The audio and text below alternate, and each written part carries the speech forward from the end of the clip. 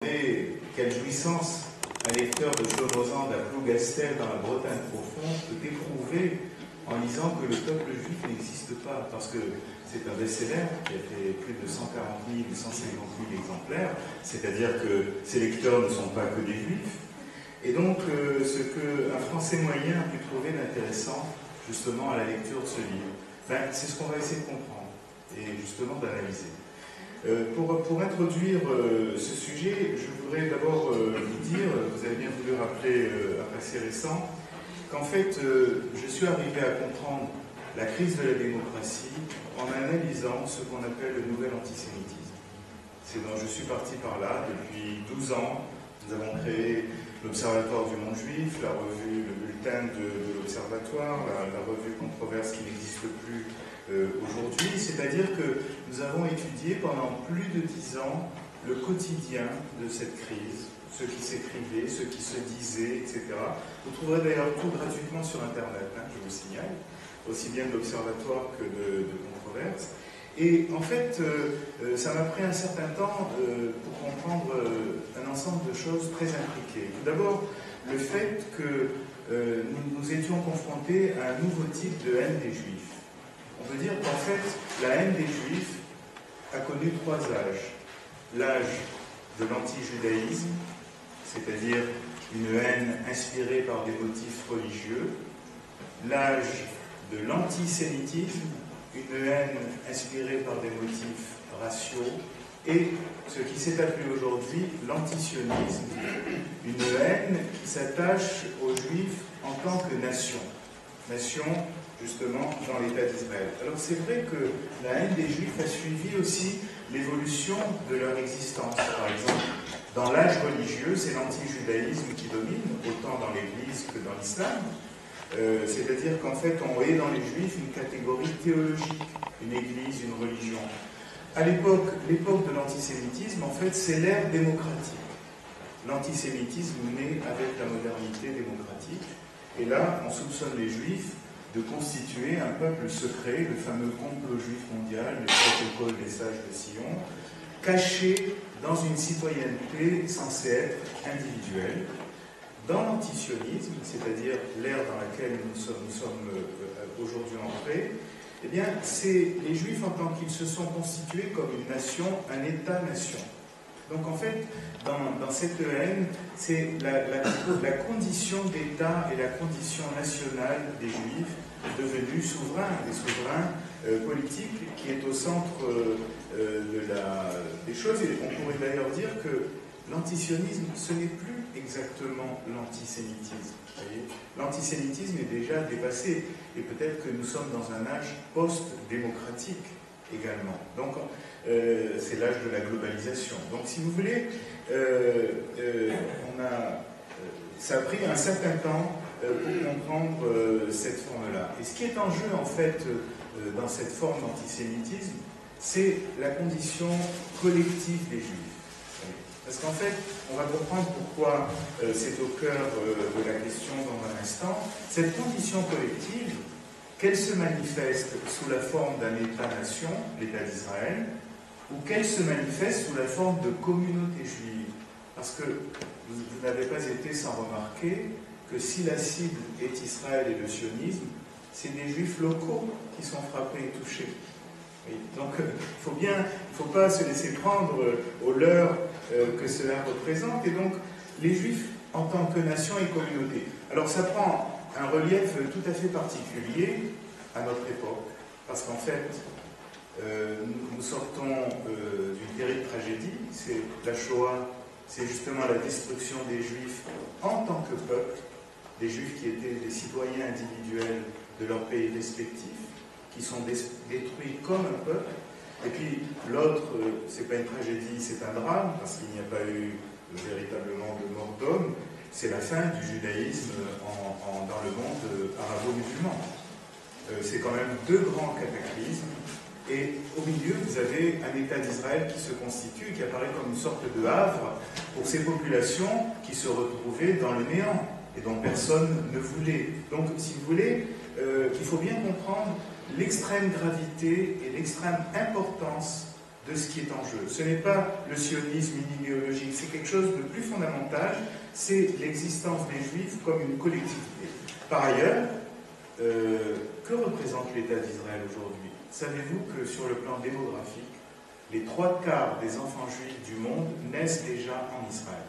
C'est-à-dire qu'en fait, d'ici 20-30 ans, la majorité du peuple juif sera israélienne.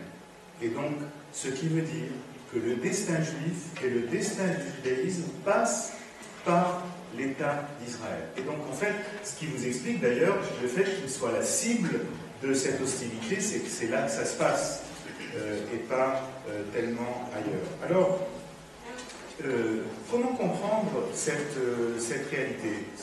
Dans ce débat, ce non-débat, cette idéologie, est apparue justement, je fais référence à Shlomo Zand, mais il n'y a pas que lui, il y a toute une cohorte d'intellectuels américains, français, israéliens, parce que c'est aussi une dimension importante. Vous avez en Israël tout un courant anti-souverainiste.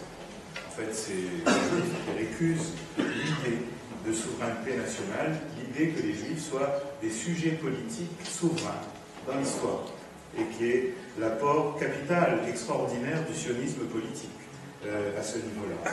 Mais cela s'explique aussi par d'autres logiques. Et donc, ça nécessitait l'obligation de réfléchir à la notion de peuple juif. C'est pourquoi je vous présente ces deux ouvrages. D'un côté, l'analyse de la crise de la démocratie, de l'autre, une tentative de construire intellectuellement, sociologiquement, politiquement, la notion de peuple juif, qui est une notion qui est relativement complexe. Alors, je vais mettre en perspective justement cette histoire du peuple juif pour pouvoir comprendre la nature des enjeux contemporains. Parce qu'autrement, on ne comprend rien, si vous voulez. Le peuple juif a une très longue histoire, il connaît des époques différentes, et puis il a une structure très particulière. Je dirais que ce qui pose problème d'un point de vue intellectuel, quand on parle de peuple juif, c'est ce que l'on appelle l'exil, à savoir une dispersion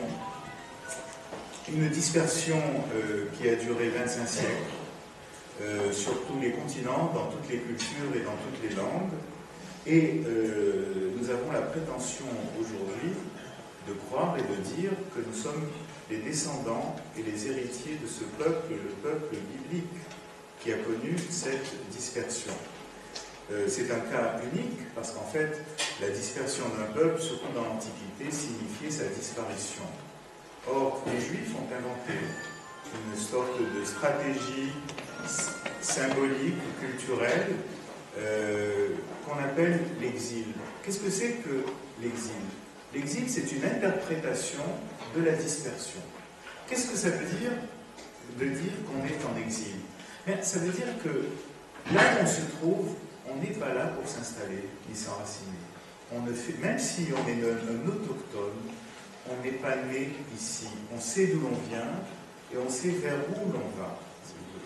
Or, cette interprétation intellectuelle, symbolique, religieuse, etc., qui a donné lieu à une littérature considérable, une spiritualité, etc., c'est ça a été le secret de l'éternité du peuple d'Israël. À savoir, un secret très fragile, qui n'empêche pas la fragilité, puisque des pans entiers du monde juif ont disparu.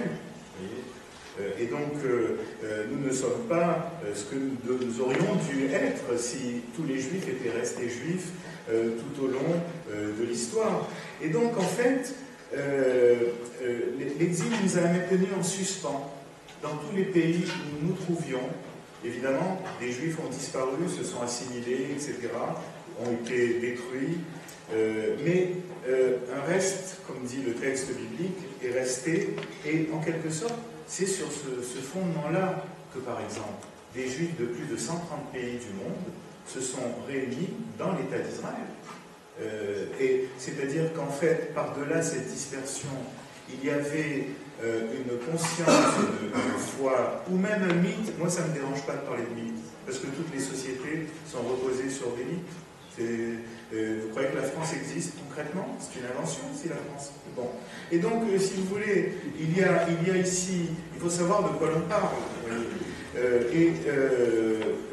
Alors, je peux concevoir que ça pose problème à un esprit contemporain qui se veut empirique, scientifique, etc. Il dit, mais il n'y a pas de peuple juif. Bon, ça marche et ça existe. Si vous avez des juifs de 130 pays du monde et même d'autres qui se découvrent juifs, les Pashtuns, les Éthiopiens, les Igbo, l'Amérique latine, etc., c'est qu'il y a quelque chose qui est à l'œuvre, qui est une réalité sociologique, sociale, internationale, concrète, qu'on le veuille ou pas, qu'on le déconstruise ou pas. Et donc, en fait, ça a été une force de maintien permanent, une force qui a précédé l'enfermement des Juifs dans les ghettos. Parce que il faut bien comprendre qu'originellement, naturellement dans la dispersion, les Juifs se sont rassemblés là où ils étaient, et puis ce rassemblement est devenu un enfermement, sous la loi de l'islam, sous la loi du christianisme. Et donc, il y avait un peuple juif avant le ghetto, avant les persécutions, ce qui enfreint beaucoup d'idées reçues à ce niveau-là. Il y avait un droit commun qui était fédérateur, il y avait des œuvres culturelles canonisées, il y avait aussi une solidarité qui est à l'œuvre, par exemple le rachat des captifs en Méditerranée. Quand les Juifs étaient capturés, les Juifs qui voyageaient en bateau étaient capturés par les pirates barbaresques, eh bien, plusieurs communautés juives se cotisaient pour racheter les captifs, les communautés éloignées, etc. Donc, si vous voulez, la lutte pour les Juifs d'Union soviétique, elle est très, très, très ancienne, ce modèle-là. Donc, il y a des modèles sociologiques. Je me permets de rappeler d'ailleurs que j'ai dirigé il y a 20 ans un livre en 4 tomes qui fait 3000 pages avec 60 chercheurs israéliens, français, américains qui s'appelle La société juive à travers l'histoire. Et là, sans doute M. Chomozan l'ignore, mais je crois qu'il y a une démonstration évidente de la continuité juive et de son existence à ce niveau-là. Donc en fait, il y a eu une stratégie de continuité qui est un choix politique, un choix philosophique, un choix intellectuel. Alors, cette stratégie a été aussi religieuse. Et là, il y a un autre problème pour comprendre le peuple juif. C'est un peuple ou une religion? Bien, si vous voulez, d'abord, il faut, banaliser le concept de religion. Parce que pour un sociologue, c'est quelque chose qui est évident. Les sociologues, notamment à commencer par Émile Durkheim, ont identifié dans la modernité laïque et séculière une continuité de la religiosité, des religions civiles, des religions politiques. Donc c'est un concept, par exemple, le culte de la République et d'essence religieuse. Le cérémonial, les décorations, les rituels, la République au-dessus de tout, etc. Nous sommes là face à ce qu'on appelle une religion civile, si vous voulez, ou ça s'appelait le patriotisme couramment dans le temps. Tous les États-nations démocratiques ont une religion civile. Donc il y a une religiosité. Il n'y a pas de laïcité sans religiosité. C'est Durkheim qui a inventé la notion de sacré laïque. Il existe un sacré laïque. Donc en fait, même dans la modernité athée et matérialiste, il s'est reconstitué une forme de transcendance. D'accord ? C'est-à-dire, et c'est ce que Durkheim nous apprend, qu'il n'y a pas de société humaine sans une foi commune qui lie les membres de cette société entre eux. Et donc, certes, la religion a joué un très grand rôle tout au long de cette histoire, mais cette transcendance, en fait, je préfère le concept de transcendance, ce qui est transcendant, c'est ce qui est au-delà de ce qu'on peut comprendre, de ce qu'on peut saisir par rapport à l'immanence. D'accord ? Eh bien, cette transcendance, en fait, fait partie de l'existence de toute société. Donc, quand on nous dit, mais oui, les Juifs, c'est une religion, d'accord, ça ne change rien. La République, c'est une religion, parce qu'autrement, c'est pourquoi elle va si mal aujourd'hui. La religion civile s'est effondrée dans la France contemporaine. Et donc, si vous voulez, ce sacré laïque, ce sacré a fait corps avec l'existence juive.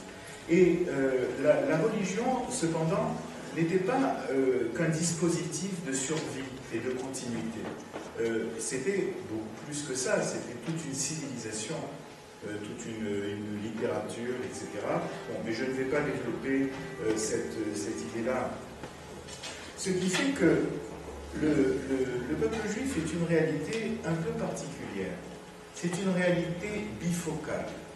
C'est à la fois un peuple et une religion. J'ai forgé le concept de peuple-église. Église, c'est la traduction de Knesset. Assemblée, synagogue d'ailleurs, c'est Beth Knesset. D'accord ? Église, ecclésia, c'est aussi l'assemblée. Peuple-église, parce qu'en fait, il y a une scène fondatrice dans le texte biblique du peuple juif. C'est la scène de la révélation divine au Sinaï. Qu'est-ce qu'elle a d'intéressant? C'est qu'en fait, Dieu se révèle à l'entièreté d'un peuple, d'une collectivité. Et le texte prend le soin de dire, depuis les nourrissons jusqu'aux servantes. Il faudrait qu'on rajoute d'ailleurs le Erev Rav, la grande multitude des esclaves non hébreux qui ont profité de la brèche pour sortir et qui font partie du peuple juif à ce moment-là, du peuple hébreu. Eh bien, si vous voulez, cette scène fondatrice est très intéressante parce que elle nous dit que c'est tout un peuple qui a accès à la transcendance, sans médiation, sans curé, sans église, entre les deux. C'est un peuple qui s'allie à Dieu, mais une alliance qui est aussi une alliance entre les membres de ce peuple, une alliance qui est fondée sur une constitution, le texte de la Torah. Et il y a une très belle parole d'un philosophe juif de la Babylonie au IXe siècle, Saadia Gaon, qui nous dit « Le peuple juif n'est un peuple que par ses lois. » Que par ses lois. Et là, vous remarquez que c'est pas un tribalisme, c'est pas de l'ethnicité pure, c'est quand même fondé sur une constitution. La Torah est une constitution politique, elle ne traite pas uniquement de dimensions purement concernant purement et simplement la foi. Bon. Donc en fait, c'est si ça vous plaît, un mythe fondateur qui ressemble au mythe fondateur de Jean-Jacques Rousseau, du contrat social. Jean-Jacques Rousseau nous dit d'ailleurs que ça ne s'est jamais passé. Mais malgré tout, c'est la mythologie de la démocratie. Comment imaginer justement l'idée d'un contrat entre des individus libres de fait, etc. Bon, donc pour Rousseau, c'est un mythe fondateur, très, très clairement reconnu. Eh bien, dans ce mythe, nous voyons que l'expérience de la révélation qui fait de cette assemblée une église est en même temps l'expérience d'un peuple. Et c'est là qu'un peuple hébreu se constitue à ce moment-là, et c'est évidemment la source de tout un imaginaire et de toute une réalité religieuse et politique. J'emploie le terme d'église plutôt que le terme de religion, parce que, si vous voulez, il n'y a pas originellement de médiation entre le croyant et Dieu. La servante ou le nourrisson peut voir Dieu. Évidemment, les Hébreux ont peur à ce moment-là. Ils vont charger Moïse de faire le messager. Mais Moïse n'est pas plus qu'un messager sur ce plan-là. Et bon, ce sera tout un sujet en soi. Et donc, si vous voulez, il y a ici quelque chose de plus qu'une religion, évidemment quelque chose de plus qu'une confession. D'ailleurs, je vous signale en passant que quand les chrétiens parlent du nouvel Israël, ils ne parlent pas des chrétiens, ils parlent de l'Église. L'Église, c'est l'Église qui est le nouvel Israël. Ce n'est pas les chrétiens. Et le nouvel Israël de l'Église est envoyé en mission dans la diaspora pour évangéliser ceux qui deviendront chrétiens. Or, ce thème-là, cette catégorie-là vient directement de l'expérience biblique hébraïque. Alors, j'en viens, il y a une dimension systématique dans cette réalité-là. C'est-à-dire qu'il y a deux pôles dans la condition juive. elle est dans une tension entre le pôle peuple, le pôle religion. Vous pouvez rentrer par le peuple, ou vous ne pouvez pas rentrer par la religion, mais vous serez toujours dans la même ellipse créée par cette bipolarité, mais il y a des moments où la balance penche du côté du peuple, et des moments où elle penche du côté de la religion. Si nous prenons par exemple le grand Sanhédrin napoléonien en 1807, il oblige les Juifs à devenir une confession. À ce moment-là, tout le poids de la condition juive se déplace vers le pôle religion. En fait, on peut dire que le peuple juif s'est replié dans ses synagogues, si l'on peut dire. Il est clair qu'aujourd'hui, tout le poids va vers le peuple avec la création de l'État d'Israël. Ce qui n'est pas sans créer des tensions avec le pôle religion. Parce que justement, le poids s'est déporté vers la dimension de peuple. Et donc, ce qui veut dire, je dirais que la condition collective juive, c'est comme un système homéostatique qui recherche sans arrêt le centre, qui ne s'y arrête jamais, à part de moments rares de perfection, etc., mais avec des excès d'un côté ou de l'autre, jusqu'à ce que le milieu soit trouvé. Et on pourrait faire une histoire politique des Juifs depuis 30 siècles, justement en caractérisant chacune de ces époques. Prenons par exemple, lorsque l'empereur Cyrus a permis aux déportés de Babylonie de revenir en Eretz Israël et de créer un temple, il leur a permis de reconstruire le temple, pas de faire un État. C'est devenu plus tard un État avec les Asmonéens. Mais là, en fait, ce temple, c'était un mini-État. Et d'ailleurs, c'est ce qui a produit un État quelques siècles plus tard. Donc, en fait, il y a une logique extrêmement rigoureuse et très profonde dans l'histoire juive.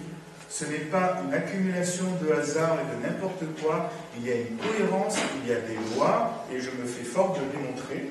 J'essaie d'ailleurs de donner une vision systématique, mais je pourrais aller beaucoup plus loin à ce niveau-là. Il faut néanmoins comprendre la nature de ce système. Alors, ce modèle-là, si vous voulez, ce modèle a duré jusqu'au XVIIIe siècle. Mais ce modèle, d'une certaine façon, n'est plus devenu possible dans la mesure où, avec l'émancipation des Juifs, eh bien, la condition de peuple n'a plus été possible. Parce qu'en fait, j'ai eu l'occasion d'étudier il y a 40 ans tous les débats de la Révolution française sur l'émancipation des Juifs. Il est très clair qu'on n'émancipe que des individus et pas une collectivité qui est censée disparaître. On n'émancipe que des hommes en général et pas des Juifs qui sont censés disparaître. Donc c'est très clair, le peuple juif n'a plus les moyens de subsister. Il le pouvait durant l'Ancien Régime. Parce que dans l'Ancien Régime, en fait, il n'y a pas de société. Vous avez un ensemble de corporations. Et l'Ancien Régime tient justement par la fidélité de ces groupes envers une dynastie et un roi, un souverain, qui est en dehors de la collectivité politique. Le souverain est extérieur à la collectivité politique. Le grand changement de la pensée des Lumières et de la démocratie, c'est que le souverain est rapatrié dans la société, dans la collectivité. C'est-à-dire, c'est le peuple dans son ensemble qui est souverain. À partir de ce moment-là, les individus ne doivent plus allégeance à un homme, mais à une nation.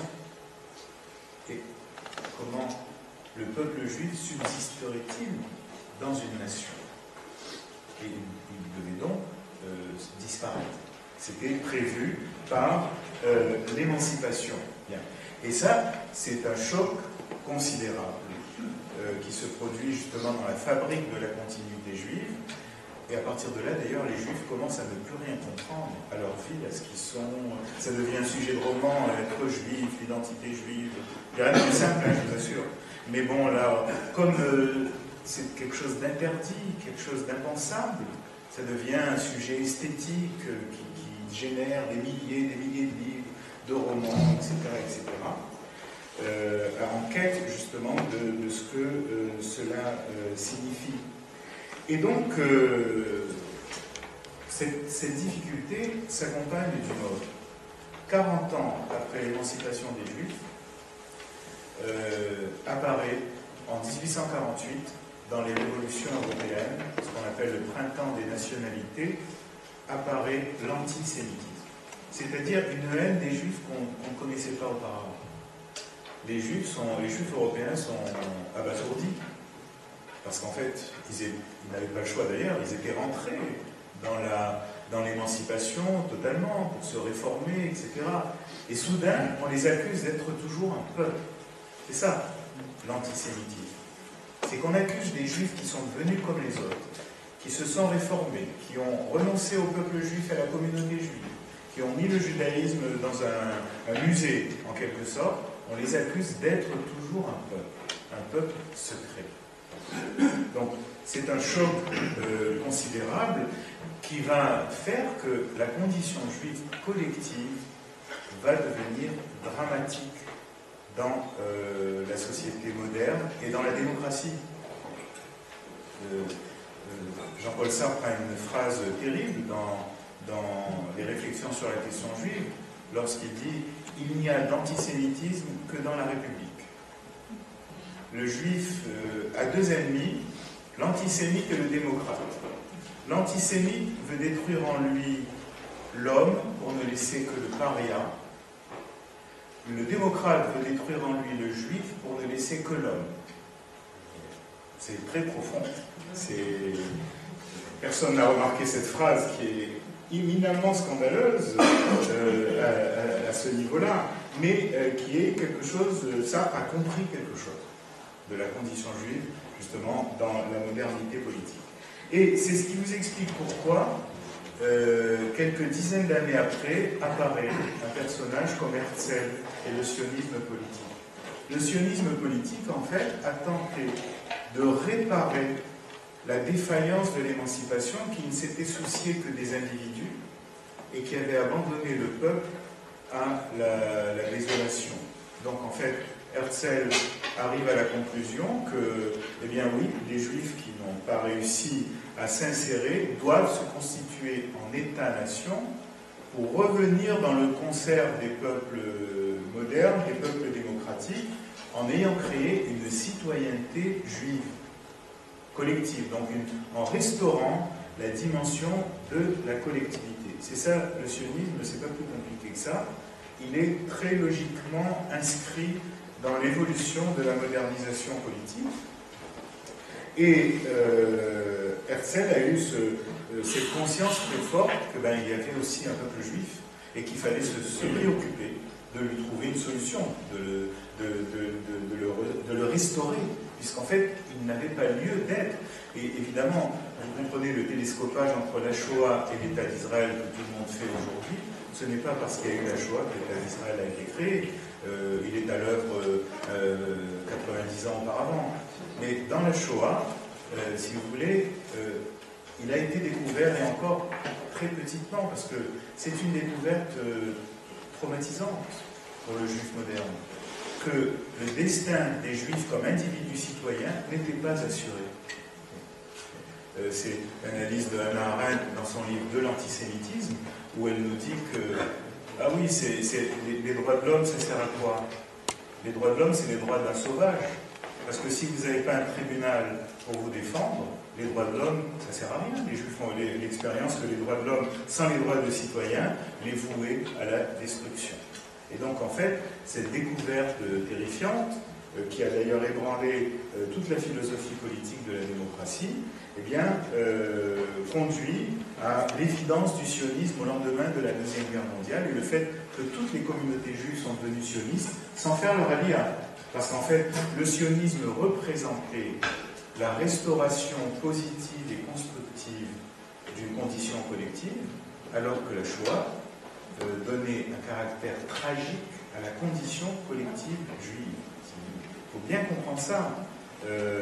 Parce qu'au lendemain de la Deuxième Guerre mondiale, on ne peut plus ignorer qu'il y a un peuple juif et qu'il a le droit d'exister et qu'il doit être un peuple souverain et indépendant. Si vous voulez, c'est vraiment les fondements qui sont remis en question aujourd'hui, et d'ailleurs par les juifs aussi.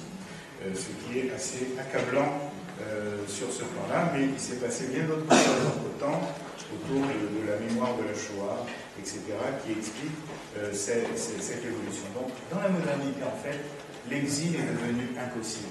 Et de fait, les Juifs émancipés ont dit, nous ne sommes plus en exil, nous sommes en diaspora. La diaspora, c'est le contraire de l'exil. Dans la diaspora, vous êtes dispersés. Peut-être vous vous rappelez d'où vous venez, mais vous savez que vous êtes là, vous êtes installés, et vous repartirez par là. Donc en fait, c'est une condition statique. Donc, les Juifs devenant citoyens se sont dit, nous ne sommes plus en exil, nous sommes en diaspora. Et ce jugement, en fait, a été ébranlé, justement, par les événements du XXe siècle. Donc en fait, un autre élément, une autre leçon de cette évolution, c'est que même si vous édictez un décret disant que le peuple juif n'existe pas, il ne cesse pas d'exister. Le peuple juif est une donnée de la réalité humaine. Toutes les entreprises de destruction ne l'ont jamais éradiqué. Et donc, c'est un message pour les Juifs.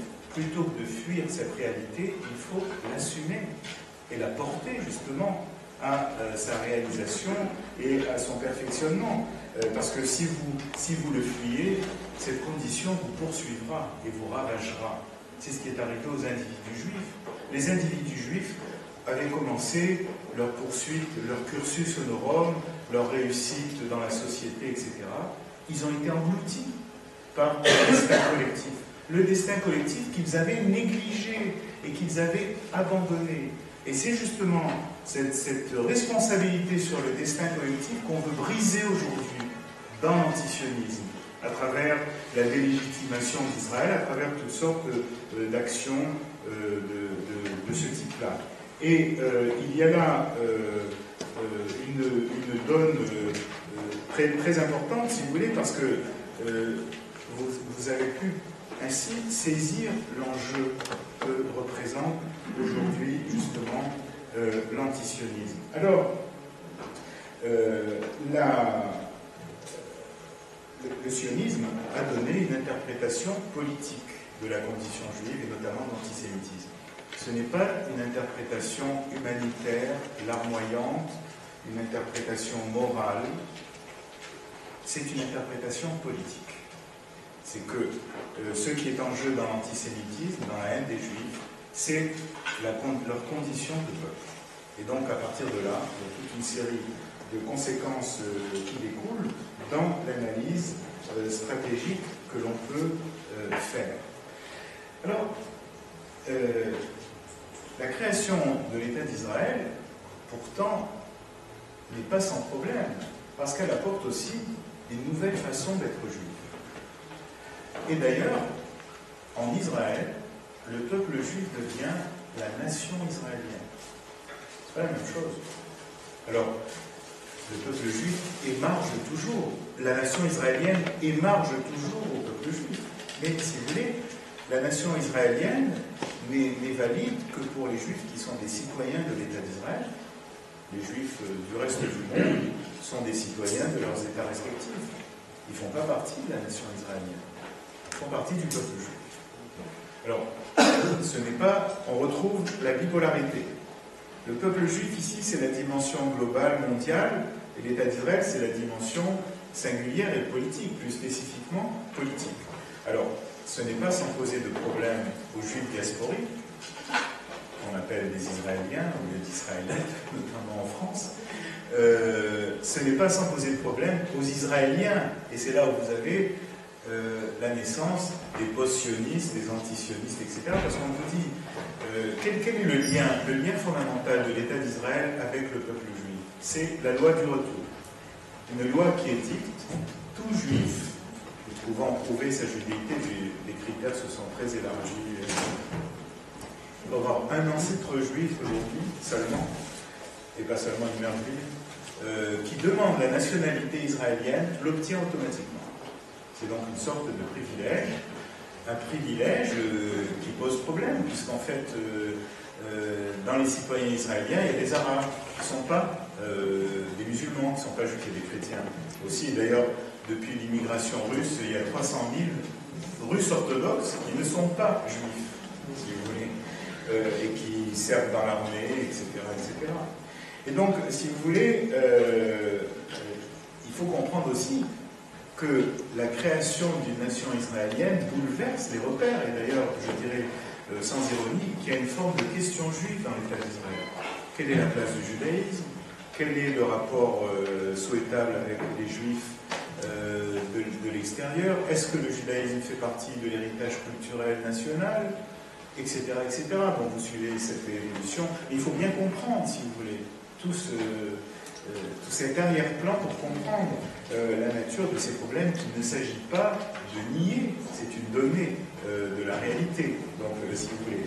Donc, alors, à ce niveau-là, il n'y a pas que les Juifs qui ont des problèmes, mais la démocratie aussi. Par exemple, il y a une ambivalence très grande dans la théorie démocratique. Parce que les hommes sont censés signer le contrat social fondateur du pacte collectif. Ces hommes-là, est-ce qu'ils ont un statut purement juridique? Est-ce qu'il y a une identité collective? Alors, regardez le pays dans lequel nous nous trouvons. À gauche, on vous dit que la nation, c'est la nation citoyenne. C'est les membres de la République, les citoyens. À droite, on vous dit, mais non, il y a une identité nationale qui est le produit de l'histoire. Les deux sont vrais, mais ils sont contradictoires.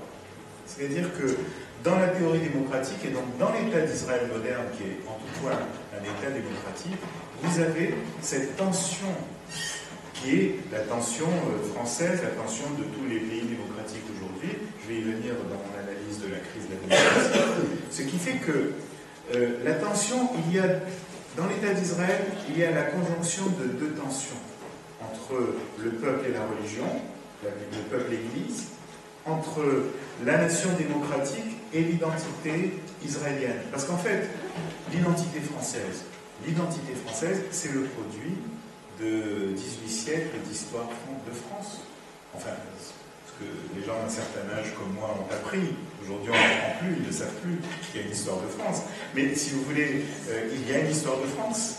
Elle est marquée par le christianisme, elle est marquée par une histoire culturelle, etc. C'est une donnée de la réalité. On ne peut pas la nier. Il faut l'assumer, si vous voulez. Alors, il est possible que ça pose des problèmes à certains.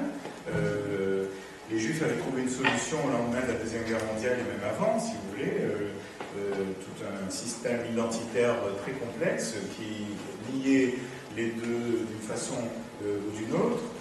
Aujourd'hui, c'est vécu comme un conflit. Ce conflit, il est aussi en Israël, parce que est-ce que l'identité israélienne doit se nourrir à l'héritage du judaïsme à 25 siècles d'histoire? Par exemple, j'ai eu l'occasion de faire une étude et d'organiser un colloque en Israël sur les manuels d'histoire juive en Israël. Enfin, il n'y a pas de manuel d'histoire juive, manuel d'histoire. Vous savez sans doute pas qu'on ne parle jamais de l'époque biblique, de l'époque du premier temps. On commence avec la conquête de la Palestine par Alexandre le Grand. Oui, mais parce que le texte biblique, c'est pas de l'histoire, c'est de la mythologie. Bon. Il y aurait beaucoup à dire, donc si vous voulez, pour vous expliquer, c'est la même. En France, vous n'avez plus d'histoire de France. Hein. Elle est complètement déstructurée, pulvérisée à tous les niveaux, etc. Donc, si vous voulez, il faut comprendre que dans la nation israélienne sont récapitulés aussi des problèmes de la démocratie, et pas seulement d'Israël. Parce que le livre que Shlomo Zand a écrit, je pourrais l'écrire sur la France. D'ailleurs, il a été écrit par Suzanne Citron, par exemple, il y a 20-30 ans, justement montrant comment le récit national a été fabriqué de toutes pièces, et c'est bon. Donc, cette tendance qui n'est pas sérieuse, parce que si vous voulez, on peut estimer que c'est la vérité ou c'est une mythologie, mais il n'y a rien de plus sérieux qu'une mythologie sur le plan sociologique. Les communautés humaines n'existent qu'en fonction de représentations collectives, de mythes, de mythologie. C'est très réel. Ça ne veut pas dire que parce que c'est imaginaire, ça n'existe pas. Au contraire, la société elle-même est une construction imaginaire. Enlever les représentations collectives, mais tout s'effrite et tout se fragmente. C'est d'ailleurs le problème des sociétés occidentales aujourd'hui. Et donc, il y a là un faisceau de questions et de problèmes qui se posent, mais qui ne contredit en rien la réalité du peuple juif. Il y a les problèmes spécifiques à la condition juive, les problèmes spécifiques à la condition démocratique des États-nations, sans compter les problèmes de guerre contemporaine. Alors, et les post-sionistes, en fait, sont des gens qui sont allés très loin dans leur ambition démocratique. Oui. Parce qu'en fait, leur démocratie, c'est une démocratie tellement pure qu'elle n'existe pas. Elle n'existe nulle part ailleurs. Ça rappelle la fameuse plaisanterie à propos d'Emmanuel Kant. Emmanuel Kant a les mains propres, mais il n'a pas de mains.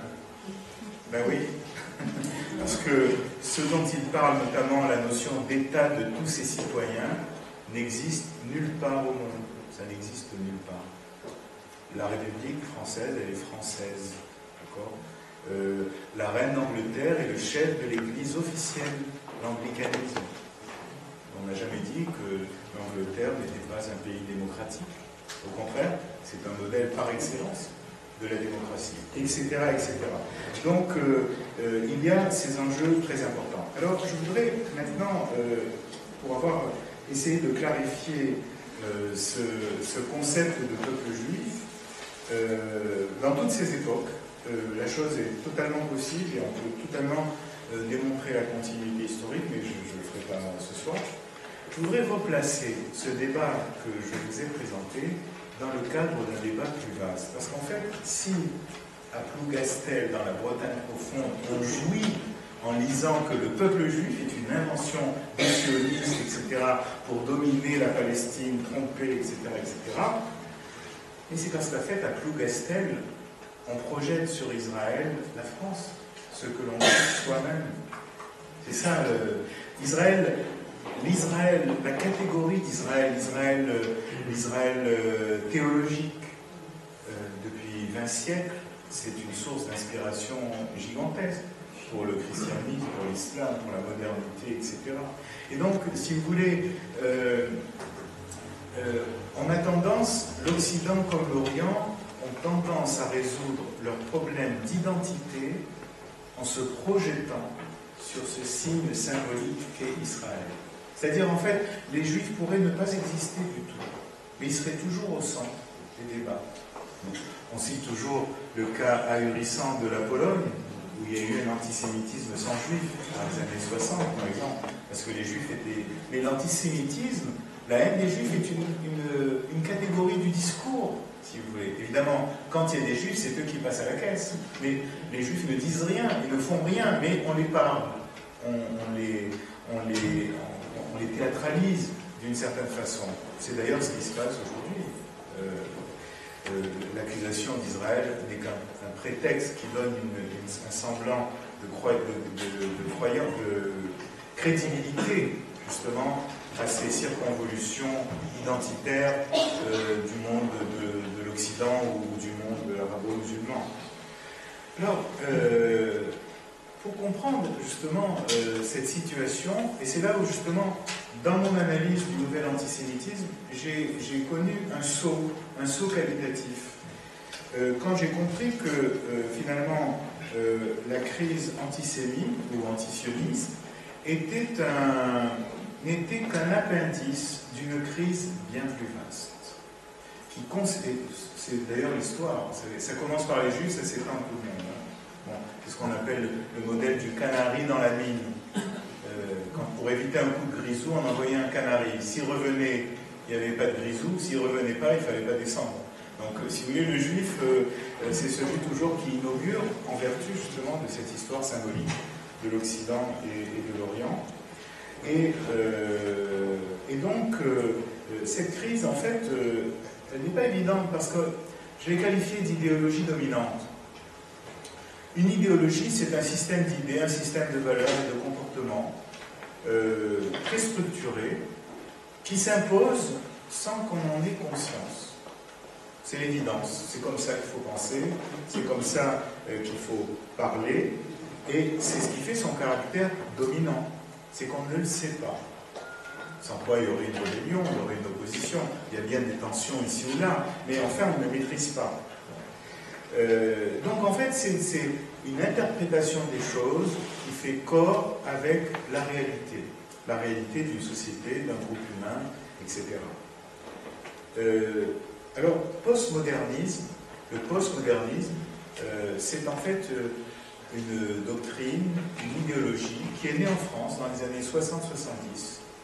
Une forme de post-marxisme par des auteurs comme Derrida, Deleuze, Guattari, etc., toute une pléiade, qui n'a pas connu en France de succès, mais qui a connu un immense succès dans les campus américains. Elle s'y est transformée, etc., et ensuite elle nous est revenue. Je dirais par exemple qu'en Israël, l'intelligentsia est une des principales places fortes du postmodernisme. Le postmodernisme est très puissant en Israël. C'est des chutes, d'ailleurs, ça donne lieu à des situations aberrantes, ahurissantes. Bon, bref. Et donc, quelles sont ces idées clés? Donc, en fait, j'ai essayé dans le petit livre ici, à la fois de composer une sorte de modèle théorique, à la fois les idées, les comportements, les sous-bassements sociologiques, politiques, etc. Les idées clés, mais on pourrait dire que l'idée clé, c'est l'idée revue et corrigée de Derrida de déconstruction. Vous pourriez d'ailleurs enlever le compte, c'est purement et simplement de destruction de l'univers occidental. En fait. C'est-à-dire, la déconstruction, c'est l'idée qu'il n'y a pas de cohérence, il n'y a pas de rationalité, il n'y a pas de sujet ni individuel, ni collectif, qu'on vit dans le monde, il n'y a plus de centre, mais on est dans la dissémination. On parle notamment, la notion de réseau est très importante. Elle a fini par gagner aujourd'hui le management, l'économie, etc. Donc ce n'est pas rien du tout, elle a toute une histoire. On parle de l'unité n'est qu'une fiction. Et je dirais même qu'on va même plus loin que Michel Foucault quand il nous disait que l'homme était mort. Il pensait à l'homme des Lumières. Mais en fait, je crois que la perspective est beaucoup plus vaste. On parle couramment aujourd'hui du post-humain. Regardez ce qui s'écrit, ce qui se dit, etc. Et donc, cette idéologie, en fait, a une conception de l'homme. Elle développe l'idée de ce que doit être l'humanité. Par exemple, elle conduit toujours à l'extension des limites de l'humanité, à l'animal. Vous avez aux États-Unis une idéologie qui s'appelle l'antispécisme, qui vise à faire reconnaître aux grands singes des droits de l'homme. Ben oui, puisque c'est les animaux les plus proches de l'homme. Le minéral a des droits au Guatemala, dans la Constitution. La terre a des droits de la terre-mère.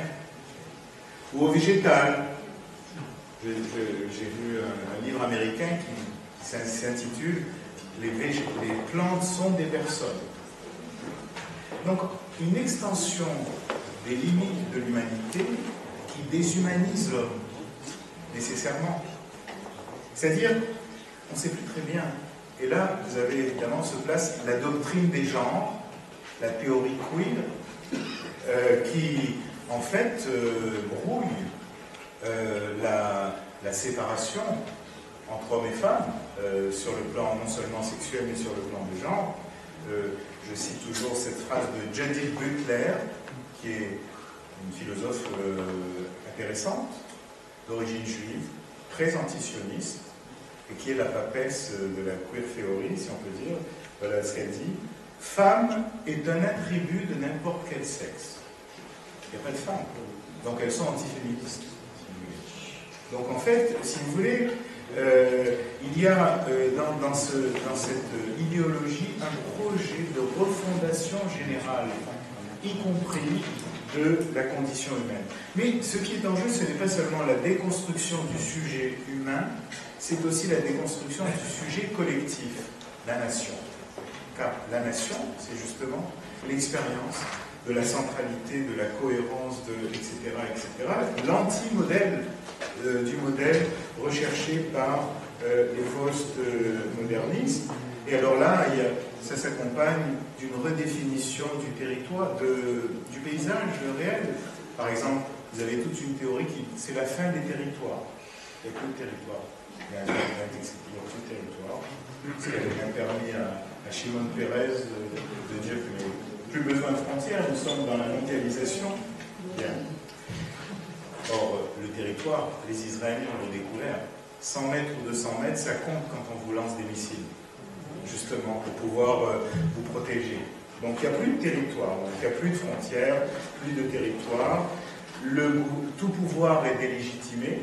D'ailleurs, on ne parle plus de gouvernement, mais de gouvernance. La gouvernance est un pouvoir flou, censé reposer sur une multitude de pôles, mais tout ça c'est faux, parce qu'il y a toujours un centre réel du pouvoir. À la nation, on oppose la minorité, mais la minorité, ce n'est pas une notion quantitative, c'est une notion qualitative. Vous pouvez être majoritairement démographiquement majoritaire, mais en fait, vous seriez une minorité, dans le sens politique du terme. Donc en fait, c'est un univers qui favorise les minorités, mais pas les individus. C'est-à-dire qu'ici, on imagine, d'ailleurs ça s'appelle la démocratie participative, qui n'est pas la démocratie représentative. La démocratie participative veut faire participer les groupes, les églises, les minorités ethniques, etc. Je vous signale que c'est des ensembles qui ne sont ni élus ni contrôlés. Donc c'est une réalité féodale sur ce point-là. Et donc, dans la démocratie participative, ce n'est plus la règle de la majorité qui compte, puisque justement, ce n'est plus les individus. L'égalité n'est plus ce qu'elle est, c'est donc l'égalité, la discrimination positive.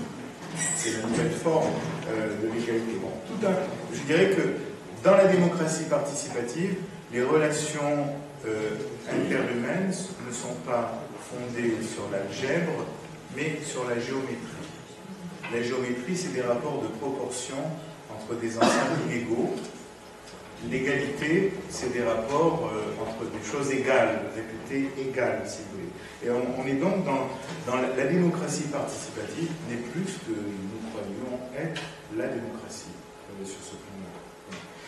De même, c'est une idéologie qui réduit le réel à une narration, un récit.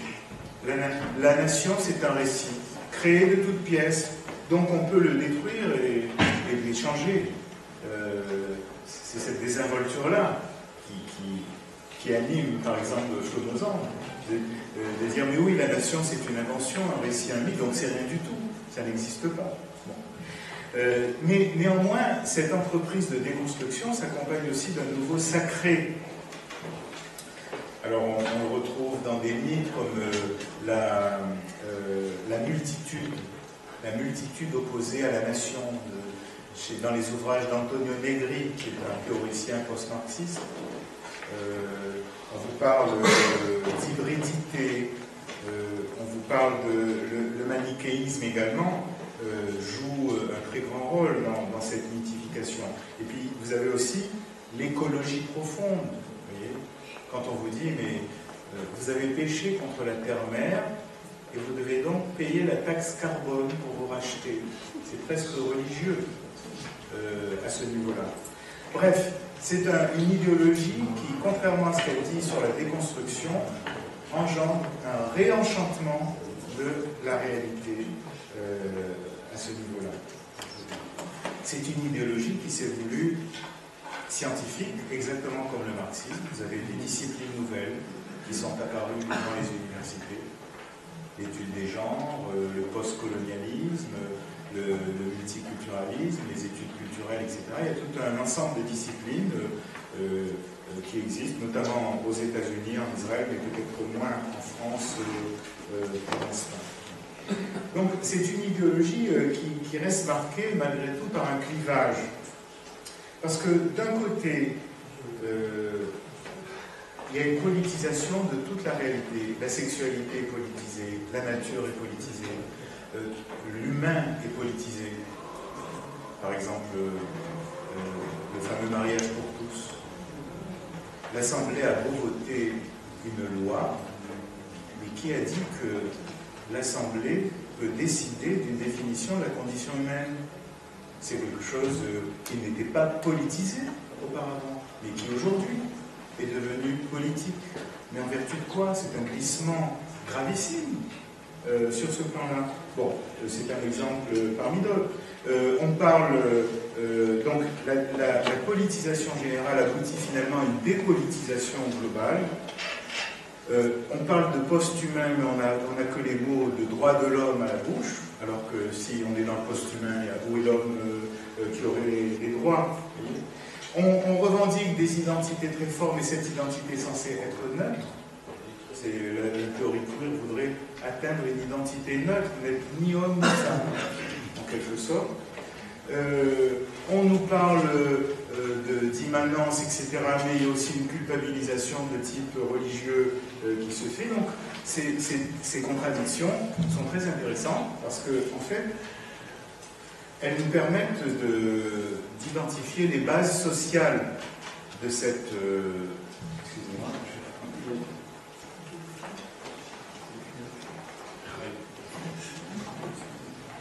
Parce que dans une étude sociologique d'une idéologie, la question essentielle, une fois qu'on a clarifié le discours idéologique, on se dit, mais de quel milieu social émane-t-il? C'est pas évident. Parce que, en règle générale, les idéologies ne l'expriment pas. Elles parlent sur un plan universel, global, etc. Bon. Alors, ce n'est pas une idéologie qui peut naître dans les milieux défavorisés. Parce que, si vous voulez, quand on est pauvre, on ne peut pas dire que la nature a des droits. On souffre de la nature. On souffre du froid, on souffre des inondations, on souffre de la faim. On veut dominer la nature et non pas se limiter dans sa croissance pour que la nature ait des droits. Donc ça ne peut pas venir... là, je ne prononce aucun jugement de valeur, mais j'essaie de trouver un indice sociologique. Ça ne peut pas venir de milieux défavorisés.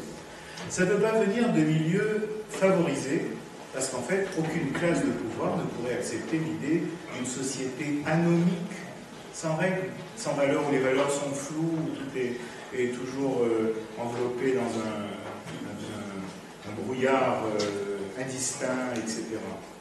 Alors, moi, j'ai tenté d'identifier les milieux d'où la chose émane, les milieux, c'est-à-dire qui sont les foyers de cette idéologie. J'en ai trouvé 4. Évidemment, le milieu médiatique, la classe médiatique, c'est évident, qui spectacularise la politique, qui diffuse les mots d'ordre, tout en dénonçant toujours le pouvoir. C'est très important, parce que dans cette idéologie, ceux qui ont le pouvoir n'arrêtent pas de cracher dessus, et disent, mais nous ne voulons pas le pouvoir. Les milieux juridiques, vous n'êtes pas sans savoir que dans de nombreux pays, il y a ce qu'on appelle la révolution juridique, c'est-à-dire que le pouvoir des juges prennent le pouvoir sur le Parlement. En démocratie, la loi vient du Parlement. Elle ne vient pas des juges qui ne sont censés que l'appliquer. Or, de plus en plus, et notamment avec les cours suprêmes européennes, etc., ce sont les juges qui édictent la loi. En Israël, c'est catastrophique. Les juges prennent des décisions politiques et militaires pour l'État, ce qui est un scandale, parce que personne ne les contrôle, personne ne les a élus. Ce sont des catégories socio-professionnelles, des castes co-optées qui ne sont pas contrôlées. Le milieu juridique international, vous avez les ONG, organisations non gouvernementales, des organisations qui contrôlent tout mais que personne ne contrôle. À tel point qu'on a forgé le mot non plus de ONG mais de GONG, Governmental, Non-Governmental Organization, c'est-à-dire des organisations non gouvernementales. Parce que ces organisations-là, Human Rights, etc., sont stipendiées par les États, des fondations des États, etc. C'est-à-dire qu'elles ont un agenda politique. Et vous comprenez que Israël est la cible par excellence. à ce niveau-là. Et les juges ont aussi un pouvoir, qui est le pouvoir justement de la mise en examen. Quand vous mettez en examen quelqu'un, vous le tuez en fait, alors qu'on n'est peut-être pas coupable. Évidemment, il fonctionne de concert avec les médias, qui, eux, ont aussi cette capacité. Aujourd'hui, ils se prennent pour de fins limiers, ils mettent des enquêtes d'investigation, c'est-à-dire qu'ils prennent la place de la police et de la justice, mais qui contrôlent et qui voient ça. Et puis, vous avez aussi le milieu académique, qui est un des principaux foyers du postmodernisme, justement parce que c'est progressiste, c'est à la mode, etc., etc. Donc en fait, vous avez des milieux qui sont des milieux socio-professionnels, des corporations, des castes autosuffisants, en quelque sorte, qui se cooptent systématiquement, qui en fait mènent le jeu tout en n'étant pas responsables de ce qu'elles imposent à la collectivité, si vous voulez. J'ai appelé ça les plateformes. Vous savez, quand il y a des plateformes maritimes, vous avez une base, vous faites un raid sur le territoire et vous vous repliez sur votre territoire. C'est exactement ce modèle de pouvoir. En fait, elles peuvent bien dénier le pouvoir. Il n'y a plus de pouvoir, l'État n'a plus de pouvoir, rien du tout. L'État démocratique. Et donc, si vous voulez, forcément, elles ne cherchent pas à accaparer le pouvoir. Ce serait un handicap. Parce que dès le moment que vous avez le pouvoir, vous êtes responsable. Donc là, et là, vous avez toute une explication justement sur la réalité politique qui se trame derrière cela. Alors, je terminerai, je termine. J'ai plusieurs explications de la chose, c'est-à-dire comment c'est possible, d'où ça vient. Bon. Alors, moi, l'explication qui m'a convaincu le plus, si vous voulez, c'est en analysant justement le fait que la nation soit une cible centrale. Et j'ai essayé de mettre ça en perspective, parce que dans l'histoire, si vous voulez, les États-nations se créent sur les ruines des empires. Les empires centraux en Europe, austro-hongrois, etc., l'Empire ottoman, etc. Donc les États-nations se sont créés sur ces ruines des empires, et alors, que se passe-t-il quand les États-nations devraient ou vont disparaître? La constitution d'un empire, d'un nouveau pouvoir. Or, nous l'avons sous les yeux, c'est bien ce qui se produit en Europe. Vous avez l'apparition d'un nouveau pouvoir qui remet en question les États-nations, qui perturbe les cloisonnements des identités nationales. Je ne parle même pas ici de l'euro, mais je parle de la politique, c'est-à-dire qu'en fait nous avons là une idéologie qui prépare le terrain à l'instauration d'un nouveau pouvoir. C'est pas plus compliqué, d'ailleurs, l'Europe est un idéal des postmodernistes. Pour eux, c'est merveilleux, c'est un univers de paix, un univers qui a triomphé de la guerre.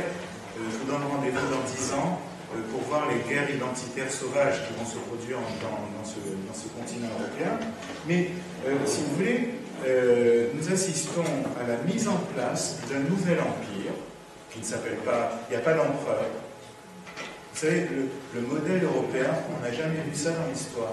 On ne sait même pas ce que c'est. Tous ces États sans un pouvoir central, sans un empereur, parce qu'un empire ne survit qu'avec un personnage sacro-saint, l'empereur, qui fédère des peuples différents qui ne se comprennent pas, etc., etc.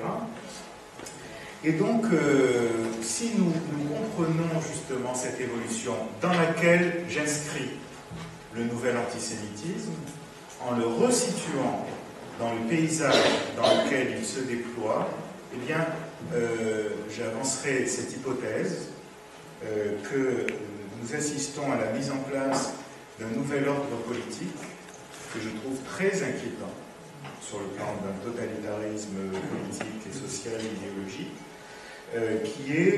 qui n'est plus la démocratie. D'ailleurs, nous ne sommes plus en démocratie, hein, ce n'est plus ça. Évidemment, on est dans les vestiges, dans le théâtre de la République, mais ce n'est plus ce que c'était. Et donc, qui installe en fait les cadres mentaux collectifs qui vont rendre possible l'instauration de ce nouveau pouvoir. Voilà. Donc, à partir de là, nous pouvons reprendre l'histoire, parce qu'en fait, les Juifs ont toujours eu maille à partir avec les empires. C'est un obstacle. Et il est clair que l'État d'Israël est une obsession de l'Union européenne. Je peux donner 1000 exemples, et si vous recevez le journal, vous l'avez vu. Et donc, si vous voulez, ici, ça prend une autre perspective. Et il faut apprendre à faire une analyse politique de la condition juive et pas une analyse humanitaire ou une analyse lacrymale, si vous voulez, parce qu'on est face à des choses à dire. Merci.